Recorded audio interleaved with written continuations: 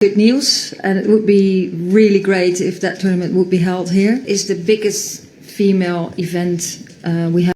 FIFA has announced that the Women's World Cup will be expanded from 32 to 48 teams from the 2031 tournament.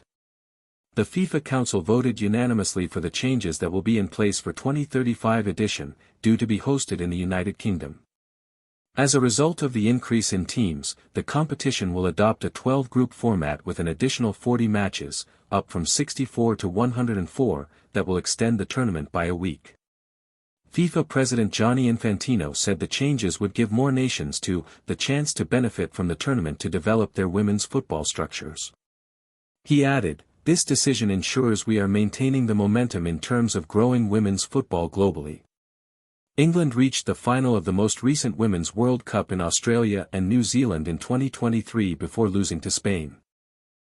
The Lionesses, along with Scotland, Wales and Northern Ireland, are set to have a chance to compete on home soil in 2035, with the UK seen as the only valid bidder for the tournament. In the world. Just on that World Cup expansion to 48 teams, there's been kind of mixed opinions on that in the men's game. Do you think it'd be good for women's football to have that expansion? That World Cup in 23 really showed that to have more teams there made it even more.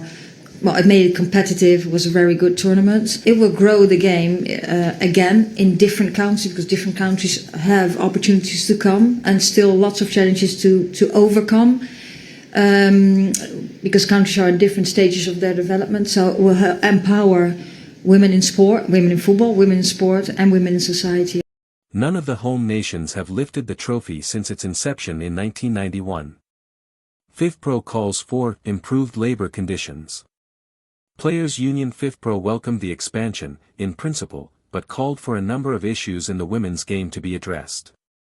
The World Cup expansion reflects the global growth of the women's game, FIFPRO said. However, the support of players depends on inclusive decision-making and cooperative planning that respects all stakeholders. It is critical that the global development of women's competitions goes hand in hand with improved labor conditions and the advancement of players, as well as development further down the pyramid. This is the only path to true sustainability, expansion, and progress.